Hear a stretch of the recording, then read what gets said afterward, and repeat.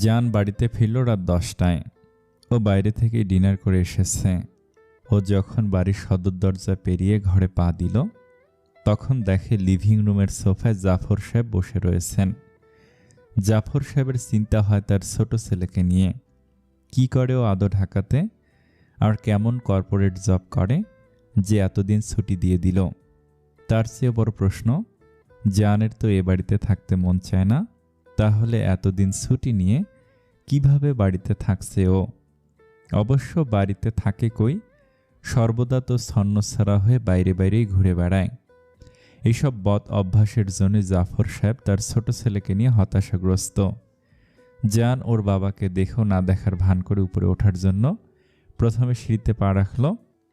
পেছন থেকে জাফর সাহেব দারাজ কণ্ঠে ডেকে উঠলেন, দাঁড়াও, এত রাত করে বাড়ি ফিরলে যে? কি এমন মহৎ কাজ করো এই রাত 10টায় পায়ের ধুলো ফেললে বাড়িতে?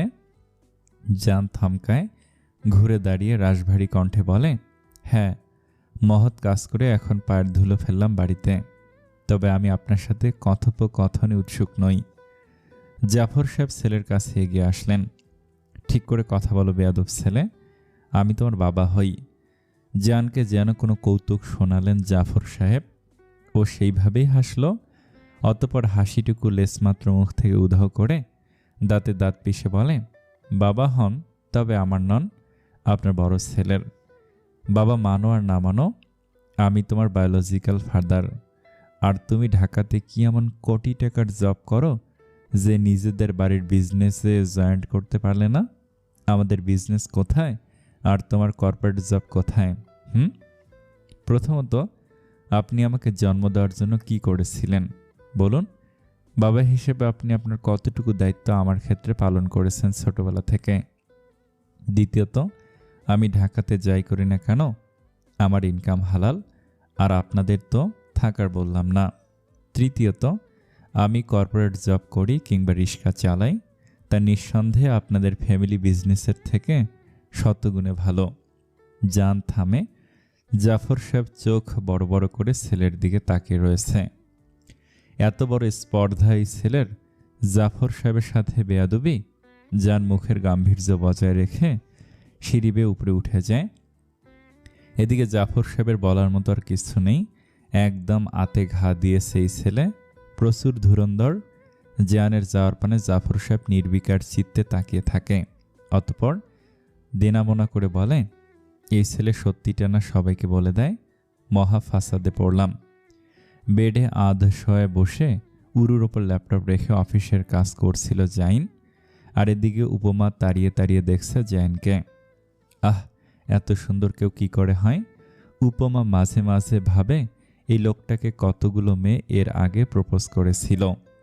খুব জানতে ইচ্ছে হয়। জাইন একটা off white colour T shirt আর কালো রঙের ট্রাউজার পরেছে। আধভেজা চুলগুলো সম্পূর্ণ কপাল জুড়ে রয়েছে। কপাল কুঞ্চিত করে রেখে ল্যাপটপে কিছু গুরুত্বপূর্ণ কাজ করছে।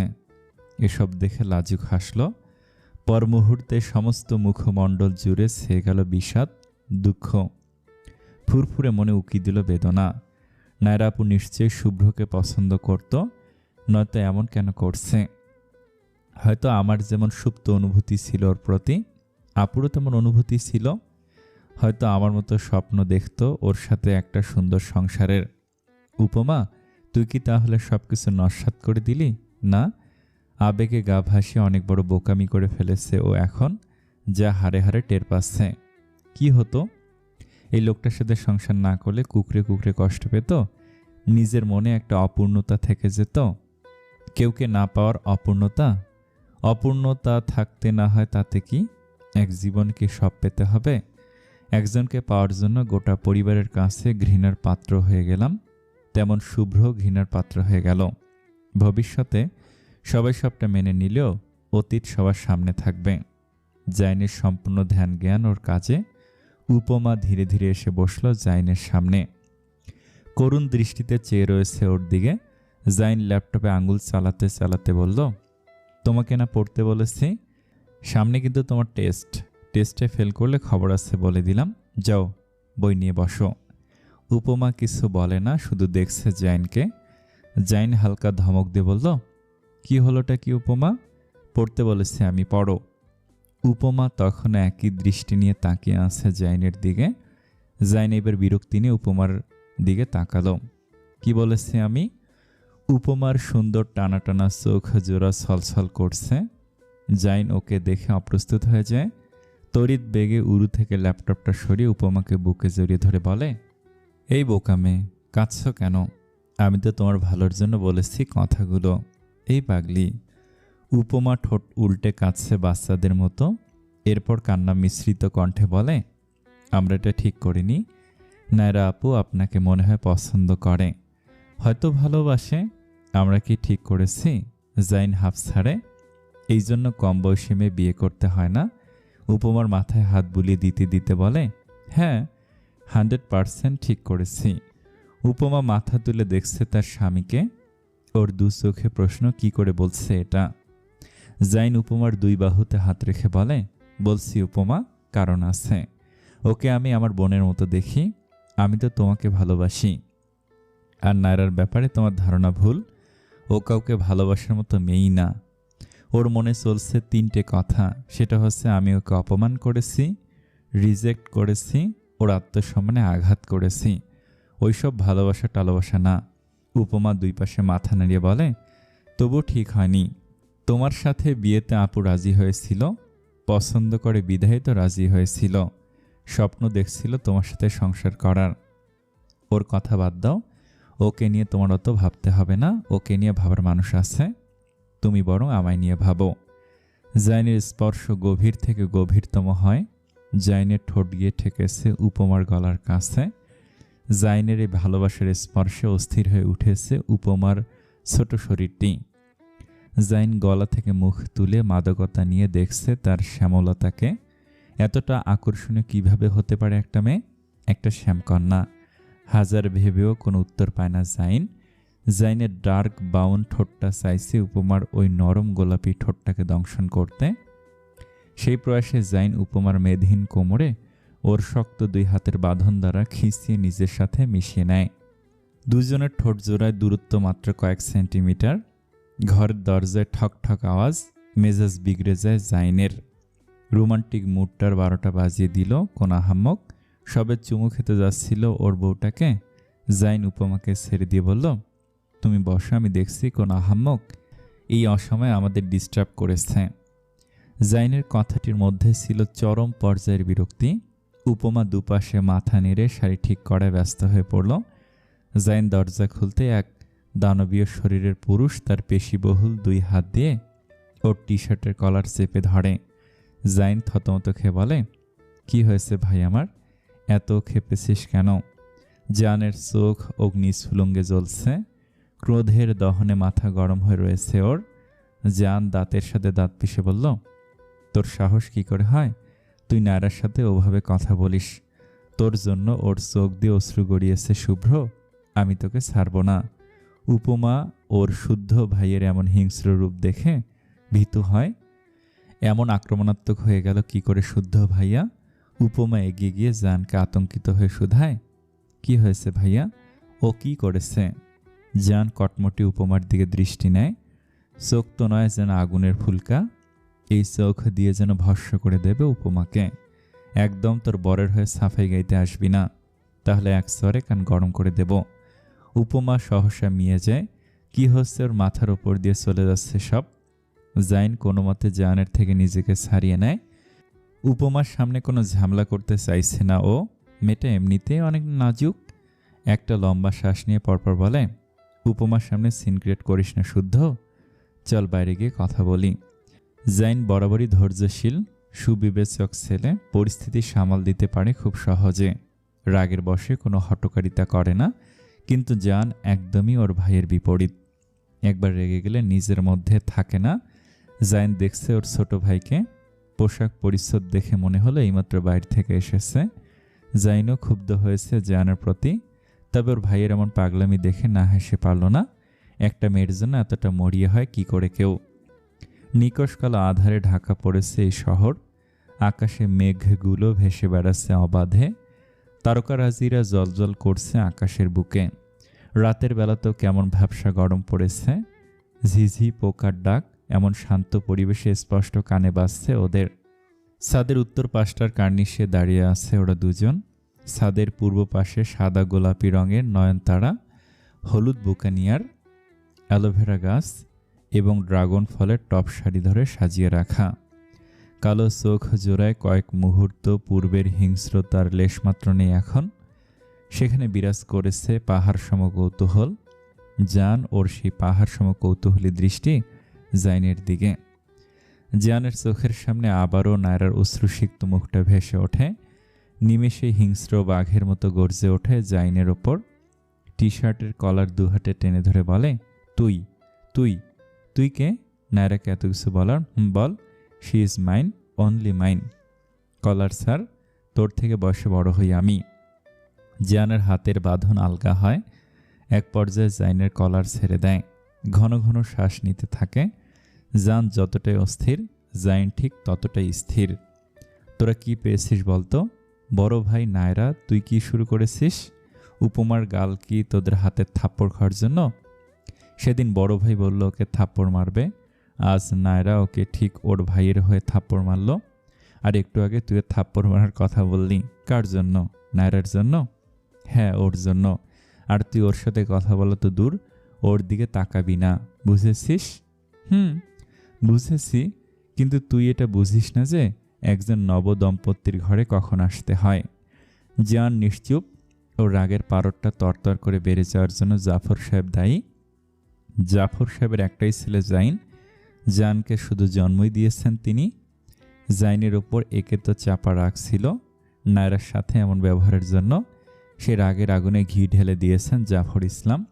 তাই আর নিজের ক্রোধ সংবরণ না করেই তৎক্ষণাৎ জাইনের ঘরে ছুটে আসে। নিজের ঘরে উকি অবধি দেয়নি। জাইনুর ভাইয়ের কাঁধে হাত রেখে বলে, নায়রা আমার বোনের মতো। না, বোনের মতো না, নায়রা তোর বোন, তোর আপন বোন। জান বেজার মুখে বলে। জাইনের কথা শুধরে দিল। ভাইয়ের এই ধরনের অযাচিত পাকলামিতে সম্মতি দিয়ে মৃদু হেসে বলল, নায়রা আমার আপন বোন, নায়রা আমার আপন বোন, নায়রা আমার আপন বোন।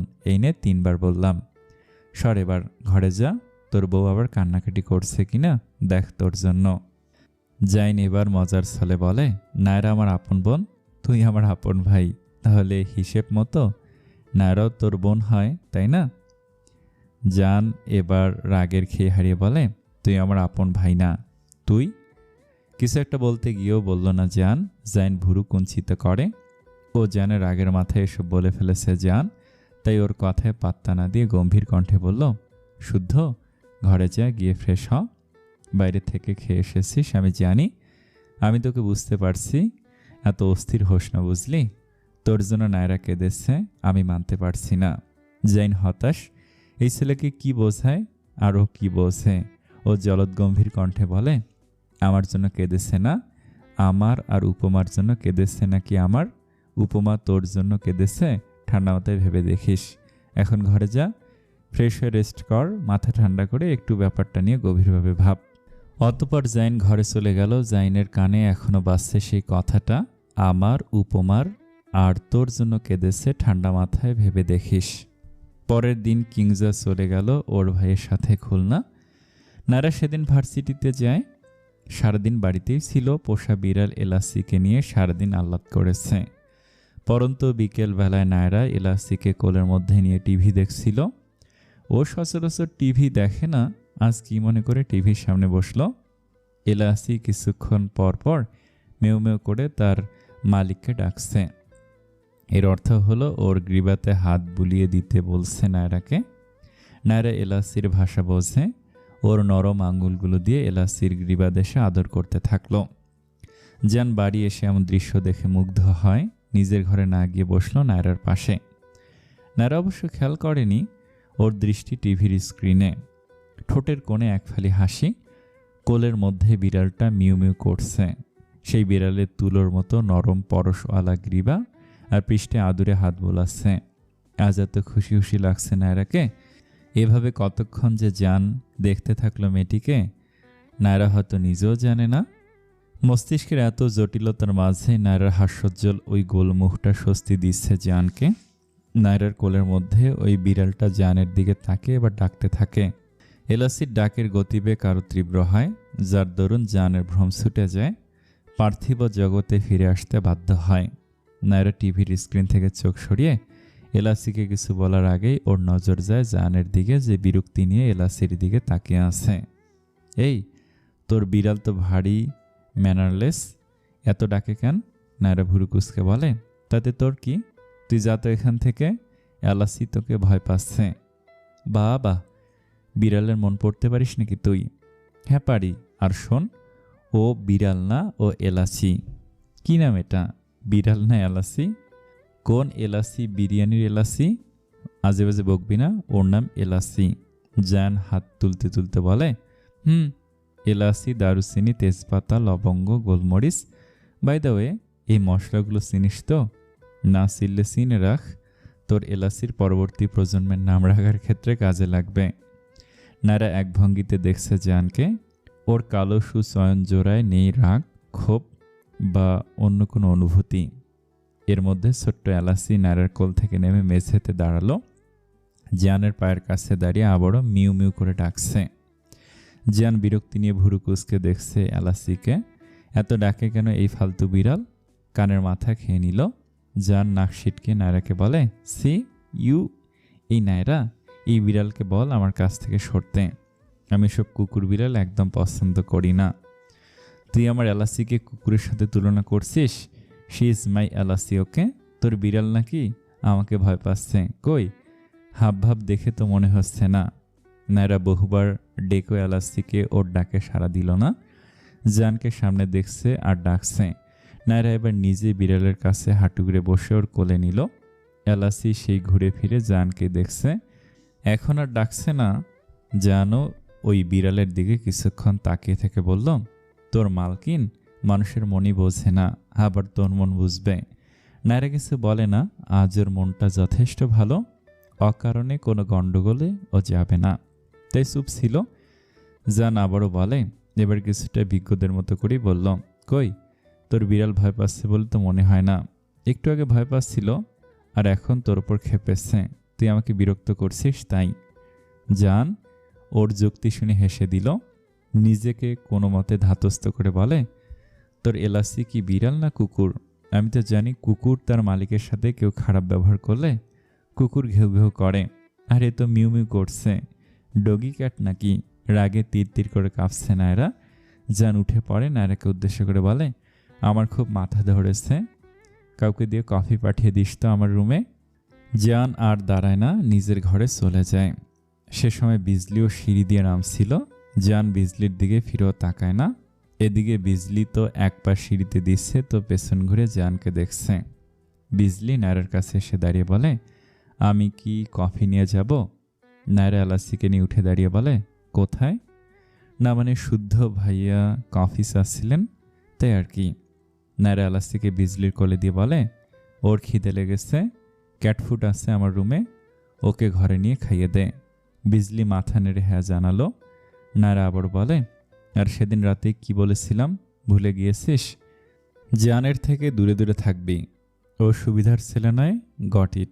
বিজলি মাথা নেড়ে উপরে চলে যায়। আনমনে বলে, তুমি ওনাকে ভালো করে চেনোই না, উনি কেমন সে সম্পর্কে তোমার ধারণা নেই, তাই এসব বলছো।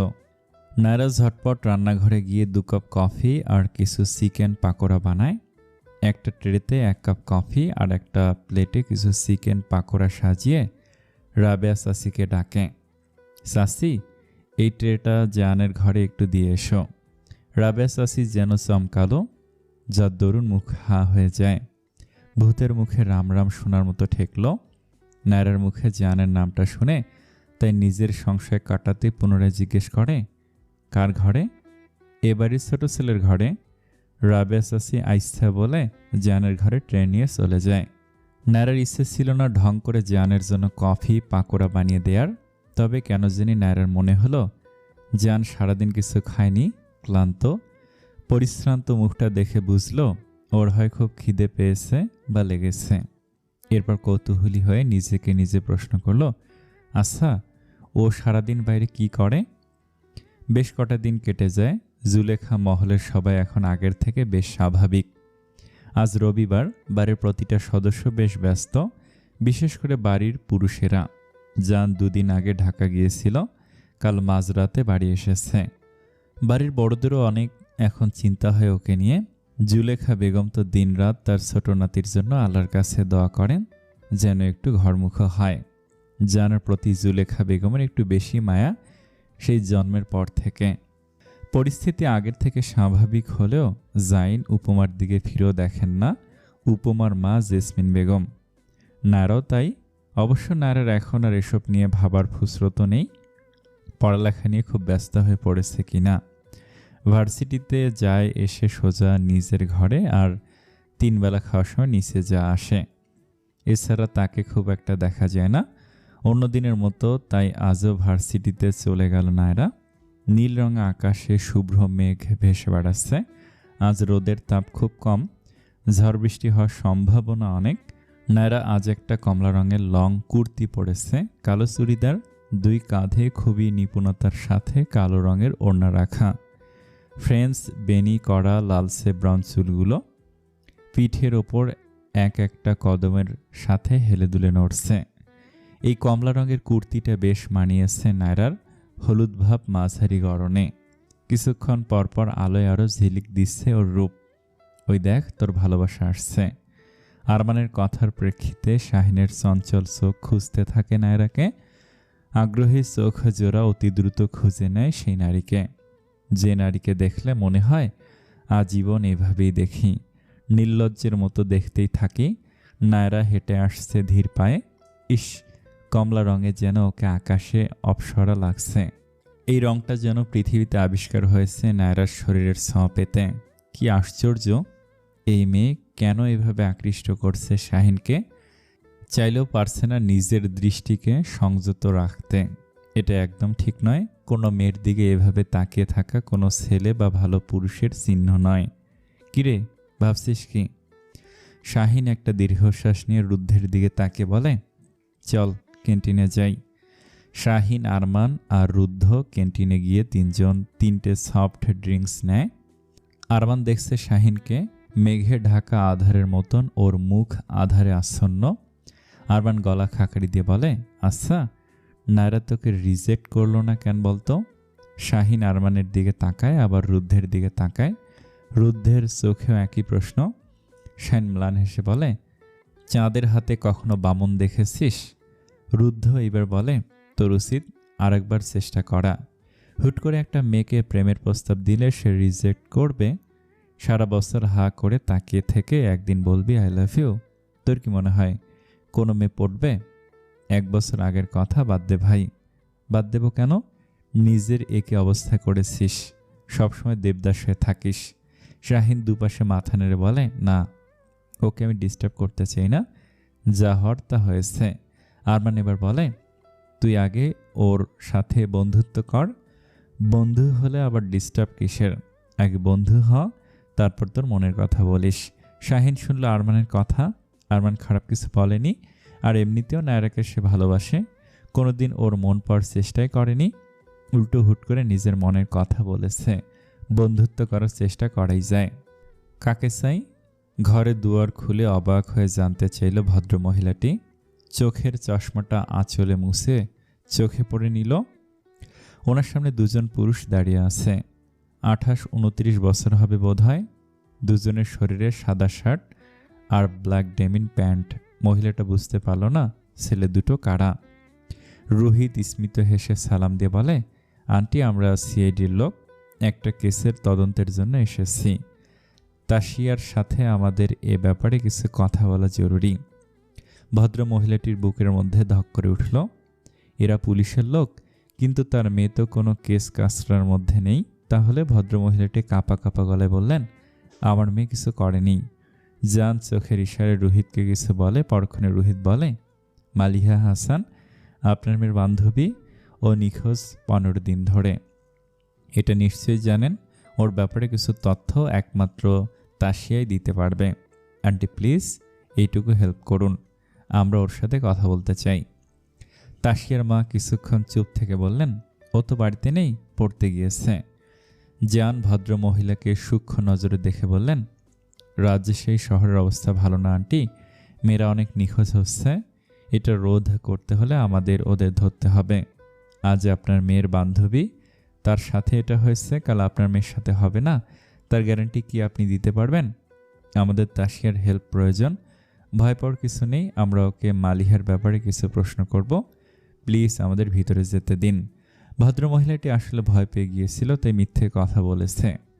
তাসিয়া বাড়িতে আছে, মা মেয়ে এই ছোট্ট বাড়িটাতে থাকে, ওর বাবা নেই, খুব ছোটবেলায় মারা যায়। তাসিয়ার মাই সংসার চালায়, একটা কসমেটিক্সের দোকানে আর শাড়ির ব্যবসা আছে। তাসিয়ার মা সম্মতি দিয়ে জান রোহিতকে ভেতরে যেতে বলে। তুমি যতটুকু জানো ততটুকু বলো।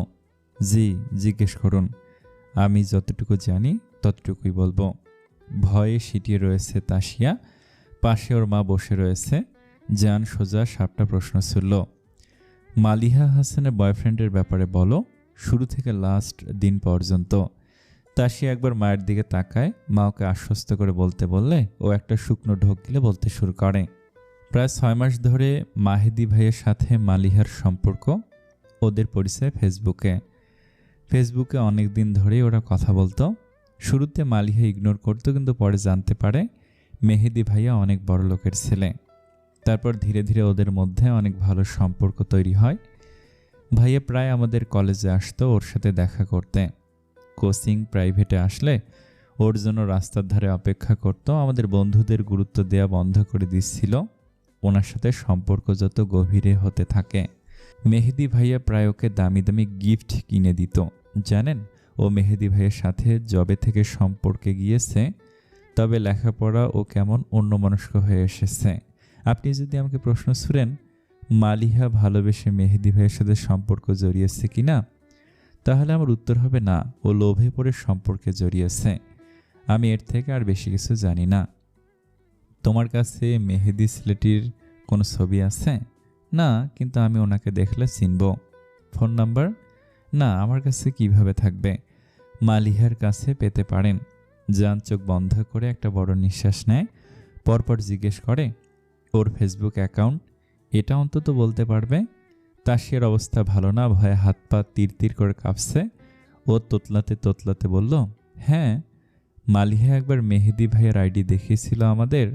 জান ওর প্যান্টের পকেট থেকে সেলফোনটা বের করে, এরপর ওর ফেসবুক অ্যাকাউন্টে সার্চ বারে গিয়ে তাসিয়ার হাতে মোবাইলটা দিয়ে বলে, সার্চ দাও মেহেদির অ্যাকাউন্ট।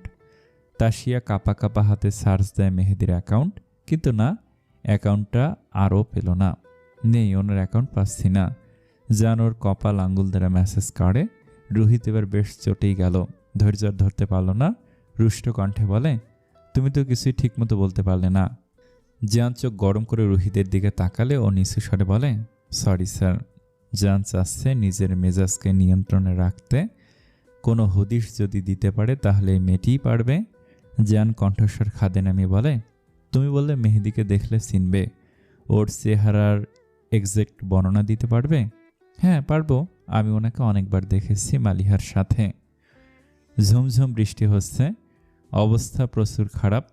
কিছুক্ষণ পরপর বজ্রপাত হচ্ছে। বজ্রপাতের সেই শব্দে কেঁপে উঠছে অন্তরাত্মা। নায়রা দোয়েল একটা টঙের দোকানের সামনে কোনো মতে দাঁড়িয়ে রয়েছে। নায়রার তো মেজাজ খারাপ, এখনও বাড়ির গাড়ি আসলো না। অন্যদিন তো না চাইতেও গাড়ি নিয়ে চলে আসে, আর আজ নায়রা এসব বুঝে ইচ্ছে করে এসব করেছে। জান দোয়েল কাউকে একটা কল করবে, ঠিক সে সময় এক ভরাট কণ্ঠ কানে ভেসে আসে ওদের। নায়রা দোয়েল দেখলো একজন মাথার উপর ছাতা ধরে ওদের কাছে আসছে। নায়রা ভুরু কুচকে চাইল, চেনার চেষ্টা করলো লোকটাকে, কিন্তু ও চেনে না। লোকটা আবারও ডাকলো। এবার ডাকাটা স্পষ্ট পৌঁছালো নায়রাদের কর্ণকুহরে। লোকটার মুখে হাসি হাসি, ওদের কাছে এসে দাঁড়িয়ে কোয়েলের দিকে তাকিয়ে স্মিত হেসে বলল, আন্টি ফোন করে বললেন আপনাকে বাড়ি পৌঁছে দিতে, আমি গাড়ি নিয়ে এসেছি। দোয়েল কিছুটা মাথা বাঁকিয়ে সামনে তাকালো গাড়ি দেখার জন্য। লোকটা একদম খাম্বার মতো ওর সামনে দাঁড়িয়েছে, যার দরুন সাতকে ছাড়া সামনের আর কিছুই দেখতে পারছে না। সাত আবার মুখে হাসি নিয়ে বলল, চলুন। দোয়েলের ভীষণ রাগ হচ্ছে, মা লোকটাকে কেন বলল আমাকে বাড়ি নিয়ে যেতে? আর এই সাদ নামের ছেলেটাও এত অধিকার কিসের? দোয়েল কি ওনার বিয়ে করাবো নাকি? দোয়েল চোখ অন্যদিকে সরিয়ে নিয়ে বলল, আমি স্বার্থপরের মতো যেতে পারবো না, আমার ফ্রেন্ডও রয়েছে আমার সাথে। নায়রা এতটুকু বুঝতে পারলো এই লোকটার সাথেই তাহলে দোয়েলের বিয়ে দিতে চাইছে ওর মা বাবা। নায়রা রোদের মধ্যে কথা বলল। সাদ নায়রার দিকে এক পলক তাকিয়েছে, কি তাকায়নি? ও তো ব্যস্ত দোয়েলকে নিয়ে। অনেকক্ষণ ওদের মধ্যে কথা কাটাকাটি হলো। টঙের দোকানের চাওয়ালা ওদেরকে বললেন, বাবা আমি এখন দোকান বন্ধ করব। জি আঙ্কেল। দোয়েল চলুন। নায়রা এবার আগ বাড়িয়ে বলল, দোয়েল তুই যা, আমার গাড়ি একটু পরে চলে আসবে। দোয়েল নাকচ করে বলে, তোর গাড়ি আসুক, তারপর আমি যাব ওনার সাথে। নায়রা ধমকে সুরে বলে, আমাকে একটু নিরিবিলি থাকতে দে, তুই ওনার সাথে যা। সাদ স্মিত হেসে দোয়েলকে বলল, চলুন এবার, আপনার ফ্রেন্ডও পারমিশন দিয়ে দিয়েছে। সাদ দোয়েলকে নিয়ে গাড়িতে বসলো। দোয়েলের মুখটা এমন ভার দেখে বলল, চিন্তা করবেন না, আপনার জন্য যেমন আমি আছি আপনার ফ্রেন্ডের জন্য কেউ আছে। দোয়েল বিশ্বের চরম পর্যায়ে গিয়ে জিজ্ঞেস করে, মানে? সময় হলে সব বুঝবেন, এখন সিট বেল্টটা বাঁধুন। সাদ নির্নিমেষ জানের দিকে তাকিয়ে থেকে বলে, আমার মনে হয় তোর বাড়ি যাওয়া উচিত, সারা রাত বাইরে থাকলে সবাই আরও সন্দেহ করবে। জান হাই তুলতে তুলতে বলল, তোর কি মনে হয় তুই বলবি তারপর আমি বাড়ি যাব? তুই না বললেও আমি বাড়ি যাব। নায়রাকে সারাদিন দেখিনি, খুব দেখতে ইচ্ছে হচ্ছে। সাদ মনে মনে ভাবল, কি পোল্টিবাজ রে ভাই। তবে মুখ ফুটে তা বলতে পারল না। গলা পরিষ্কার করে কণ্ঠস্বর খাদে নামিয়ে বলে, সেই ভালো, যা বাড়ি গিয়ে ঘুমা, আর আমাকেও ঘুমাতে দে। সাদ মূলত চাইছে না আজ জান থাকুক। ও আজ রাতে একবার সাহস করে কল করেই দেখবে দোয়েলকে, তাই এই প্রয়াস। জান ওর ভাড়া বাসা থেকে বের হতে হতে বলে, হ্যাঁ হ্যাঁ তা তো বলবি। শোন, আমি যদি নায়রাকে না পাই তাহলে তুইও দোয়েলকে পাবি না, এই আমি বলে দিলাম। দুই বন্ধু সব সেরে সুরে বনবাস গিয়ে ঘুরে বেড়াবো আজকের জন্য বাই। কালো নিকোষ আধারে ঢাকা পড়েছে চারপাশ। বরাবরের মতো আজও সবাই ঘুমে বুধ। জিয়ান ঘরে ঢুকে ফ্রেশ হয়ে নিস্তেজ হয়ে বসে রইল কিছুক্ষণ। আজ ওর খুব মনে পড়ছে একজনের কথা, ওর মমতাময়ী মায়ের কথা। জিয়ানের মনটা মায়ের কথা মনে পড়তে উদাস হয়ে গেল। হাত বাড়িয়ে স্টাডি টেবিলের ড্রয়ার খুলে বের করলো একটা অ্যালবাম। অনেক পুরনো অ্যালবামটা। একে একে অ্যালবামের প্রতিটি পাতা দেখতে থাকলো। তার মায়ের ছবি। এই ছবি জানের জন্মের আগের। জানের সাথে একটা ছবিও নেই ওর মায়ের, থাকবেই বা কী করে? জানের মা রুমানা ইয়াসমিন, সে তো জানকে জন্ম দিয়েই দুনিয়ার মায়া ত্যাগ করেছেন। মায়ের ভালোবাসা পেয়েছে কখনো? পায়নি। শুধু কি মা বাবার ভালোবাসা পেয়েছে কখনো? উত্তর হলো পায়নি। সৎ মাকে ছোটবেলা থেকে নিজের মা ভেবে ভালোবেসে এসেছে। সেই সৎ মা কখনো জানকে যত্ন করে এক মুঠো ভাত খাইয়ে দিয়েছে? দেয়নি। নাহির, জাইন, নায়রা এদের মা আছে, কিন্তু জানের মা নেই। বড় হয়ে জান জানলো যাকে সে নিজের মা ভাবত, সেই ভদ্র মহিলা জানকে জন্মেই দেয়নি। সেজন্য জানের প্রতি এত অবহেলা। জানের পাথরের মতো চোখ দুটো নোনা জলে টলমল করে এসব ভেবে। তাকে কেউ কখনো ভালোবাসেনি, সেই জন্যই তো জান এতটা বেপরোয়া বাউন্ডুলে। চোখের বিন্দু বিন্দু পানিতে ভিজে যাচ্ছে অ্যালবামের রুমানা ইয়াসমিনের শ্যামলা বদনের ছবি। জান গায়ের রংটাও পেয়েছে রুমানা ইয়াসমিনের মতো। জানকে কেউ কোনোদিন ভালোবাসেনি, সবাইকে ভালোবাসা দিয়েও সে বিনিময়ে অবহেলা পেয়েছে। এই অবহেলা তাকে বানিয়েছে এমন ছন্নছাড়া, জেদি, বাউন্ডুলে। চড়া মেজাজের এক পুরুষ। শেষবারের মতো জান কাউকে ভালোবাসছে, মায়ের পর দ্বিতীয় কোন নারীকে। সে অবহেলাই করবে, জানকে ভালোবাসবে না। জিয়ান তো তাহলে বেঁচে থাকার কারণই খুঁজে পাবে না। আর জান আর কাঁদে না, পাথরের চোখে আগের শীতলতা ফিরিয়ে আনে। হাতের অ্যালবামে তার মায়ের ছবিতে আলগোছে চুমু খেয়ে যথাস্থানে রেখে দিল অ্যালবামটা। আজ আর ঘুম আসবে না ওর। জান ভাবল, ছাদে যাওয়া যাক। ছাদে গিয়ে অন্ধকার গায়ে মাখুক। ওর জন্য দিনের আলো নয়, ওর জন্য রাতের আধার শ্রেয়। আমাবস্যার রাতের আধারে ঘুটঘুট হয়ে আছে সব। রাস্তার পাশের ল্যাম্পপোস্টের নিয়ন আলোতে যা একটু রাস্তা ঘাট স্বচ্ছ দেখা যাচ্ছে, কিন্তু সে আলো কি আর ছাদ অব্দি আসে? পুরো ছাদটা নিকোষ কালোই ছেয়ে রয়েছে। আগস্টের এই সময়টাতে হুটহাট বৃষ্টি হয়, তবে এখন আকাশ সম্পূর্ণ শান্ত। শীতল হাওয়া বইছে, পরিবেশটা যথেষ্ট ঠান্ডা। একজন বলিষ্ঠ দেহের পুরুষ ছাদের রেলিং ধরে দাঁড়িয়ে সিগারেট খাচ্ছে। অন্ধকারে সিগারেটের শলাকায় ফুঁক দেওয়ার দরুন শলাকায় জলজল করে ওঠা ভালো স্পষ্ট দেখতে পেল জান। ভুরু কুঁচকে বিধি পায়ে এগিয়ে যায় লোকটার কাছে। সতর্কতা বার্তা স্বরূপ কারোর পাওয়ার আওয়াজ পেয়ে ঘুরে দাঁড়ায় বলিষ্ঠ দেহের উজান। ও সূক্ষ্ম নজরে দেখতে থাকে জানকে। জানও ভুরুকুসকে দেখতে থাকে উজানকে। অন্ধকারে মুখবিম্ব ঠাউর করতে পারল না দুজনের কেউই। জান ভেবেছে সিসকে চোর হবে। ও কিছু বলতে উদ্যত হলেও ওর আগে উজান বলে, ডোন্ট কল মি থিপ, আমি চোর ডাকাত কিছুই নই। জান সন্দিহান দৃষ্টিতে তাকিয়ে থাকে। এই লোকটা কিভাবে জানের মনের কথা জানতে পারল? জান কথা ঘুরিয়ে পেছিয়ে না বলে বলে, কে আপনি?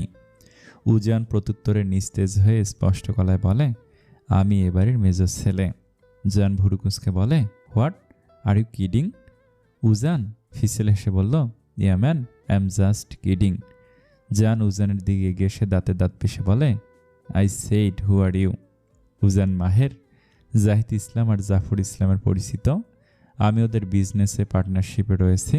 আমি উজান এন্টারপ্রাইজের ওনার উজান মাহের। জান যতটাই ক্ষুব্ধ, উজান ঠিক ততটাই শান্ত। উজান জানকে এবার পাল্টা প্রশ্ন ছুড়ে, বাট হু আর ইউ? আপনাকে তো আমি সারাদিন বাড়িতে দেখিনি। জান মুখে কাঠিন্যতা রেখে বলে, আমার বাড়িতে আমি কেন আপনাকে কৈফিয়ত দিতে যাব? উজান রহস্যময় হাসি দিয়ে বলল, ইয়া, দ্যাটস গ্রেট। এটাই তো চাই জান ফারাস, নিকনেম শুদ্ধ, রাইট? লোকটার এই অতিরিক্ত অমায়িকতায় জানের মনে সন্দেহের তীব্রতা বাড়িয়ে দিল। একটা বাইরের লোক এত কিছু কিভাবে জানে? খাবার টেবিলে আজ অহর খাবারের ব্যবস্থা। রোজ সকালের থেকে আজ খাবারের মেনুর তালিকা বেশি। বাড়িতে নতুন মেহমান এসেছে বলে কথা, তার উপর এত বড় বিজনেসম্যান। খাবার টেবিলে একে একে সবাই উপস্থিত হয়। একটু পরে জান এসে একটা চেয়ার টেনে বসে পড়ে নায়রার সামনাসামনি। বেশ অনেকক্ষণ বসে থাকছে ওরা সবাই ডাইনিং টেবিলে। সবে অপেক্ষা করছে কারোর জন্য। নায়রা বিরক্ত হয়।